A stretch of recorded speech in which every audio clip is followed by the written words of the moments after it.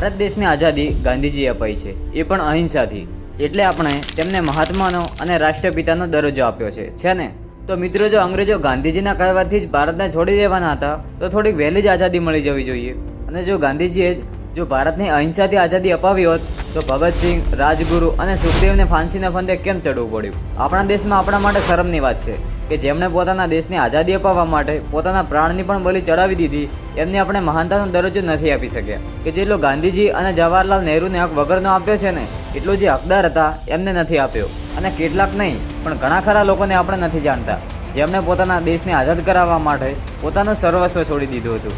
બન્યા રહેજો વિડીયોના અંત સુધી. જાણીશું ગાંધીજી અને જવાહરલાલ નહેરુની કેટલીક અનસુની વાતો, જે સાંભળીને તમારા હોશ ઉડી જશે. વાત કરીએ ગાંધીજીની.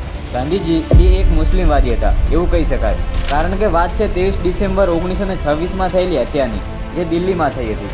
અને તે હત્યા સ્વામી શ્રી શ્રદ્ધાનંદની હતી અને તે અબ્દુલ રશીદ દ્વારા કરવામાં આવી હતી.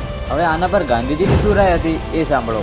ગાંધીજી કહે છે કે મુસ્લિમ લોકો હિન્દુઓને ઇસ્લામમાં ધર્મ પરિવર્તન કરાવે છે. તો એનો મતલબ એ નથી કે સ્વામી શ્રદ્ધાનંદ મુસ્લિમ બનેલા હિન્દુઓને હિન્દુ ધર્મમાં ઘર વાપસી કરાવે. ઇસ્લામ ધર્મની રક્ષા માટે અબ્દુલ રશીદને સ્વામીની હત્યા કરવી પડી હતી. આમાં અબ્દુલે જરાય ખોટું નથી કર્યું.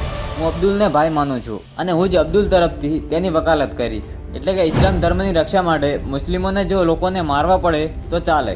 આ ગાંધીજીનો વિચાર હતો. અને હવે આપણા રાષ્ટ્રપિતાના કેટલાક ફોટાઓ જુઓ.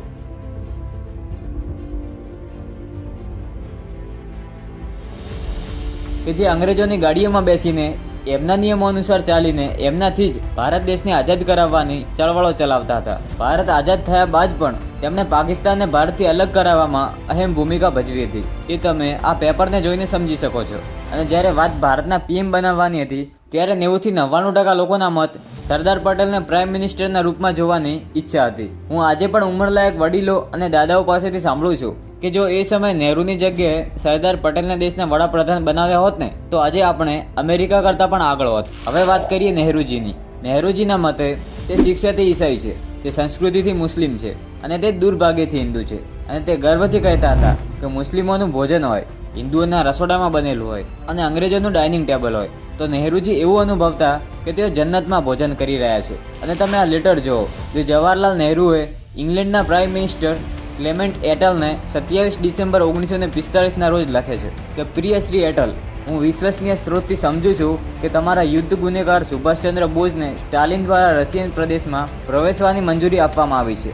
આ સ્પષ્ટ વિશ્વાસઘાત અને રશિયનો દ્વારા વિશ્વાસનો વિશ્વાસઘાત છે, કારણ કે રશિયા બ્રિટિશ અને અમેરિકનોનું સાથી છે, જે તેણીએ ન કરવું જોઈએ. કૃપા કરીને તેની નોંધ લો અને તમને જે યોગ્ય અને યોગ્ય લાગે તે કરો. તમારો વિશ્વાસુ જવાહરલાલ નહેરુ. આમાં તે સુભાષચંદ્ર બોઝને યુદ્ધના ગુનેગાર બતાવે છે અને તેમને કડકમાં કડક સજા આપવાની વિનંતી કરે છે. એક રિપોર્ટ અનુસાર નેતાજી સુભાષચંદ્ર બોઝનું નામ યુદ્ધ ગુનેગારોની બ્રિટિશ યાદીમાં ક્યારેય નહોતું. લંડન સ્થિત ઇમ્પિરિયલ વોર મ્યુઝિયમ અનુસાર તેને દેશદ્રોહી અને રાજકીય વ્યક્તિ તરીકે ગણવામાં આવ્યો હતો, યુદ્ધ અપરાધી તરીકે નહીં. જોકે લંડનમાં ભારતના હાઈ કમિશનને 25 નવેમ્બર 1998ના રોજ મ્યુઝિયમનો પત્ર ઉમેરે છે કે જો નેતાજી આવી કોઈ યાદીમાં હોત તો પણ બીજા વિશ્વ યુદ્ધ પછી તરત જ તેમના મૃત્યુ પછી તેમનું નામ હટાવી દેવામાં આવ્યું હતું. ફોરેન એન્ડ કોમનવેલ્થ ઓફિસના ઇતિહાસકારોમાંના એક નિગેલ જાર્વિસે માહિતી આપી હતી કે નેતાજી બોઝનું નામ ક્યારેય યુદ્ધ ગુનેગારોની યાદીમાં નહોતું, કારણ કે તે સમયે એટલે કે 1945માં તેમને દેશદ્રોહી અને રાજકીય વ્યક્તિ તરીકે ગણવામાં આવ્યા હતા, યુદ્ધ અપરાધી તરીકે નહીં.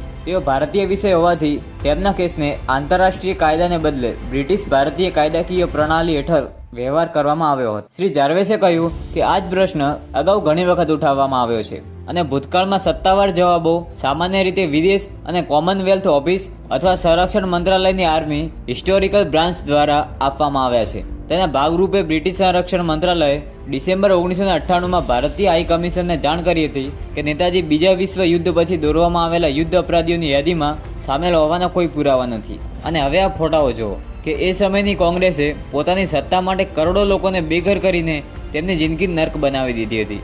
આજે આપણે જે રિયલ ફ્રીડમ ફાઇટર હતા એમને આપણે એટલો દરજ્જો નથી આપી શક્યા કે જેટલો તેઓ ડિઝર્વ કરતા હતા.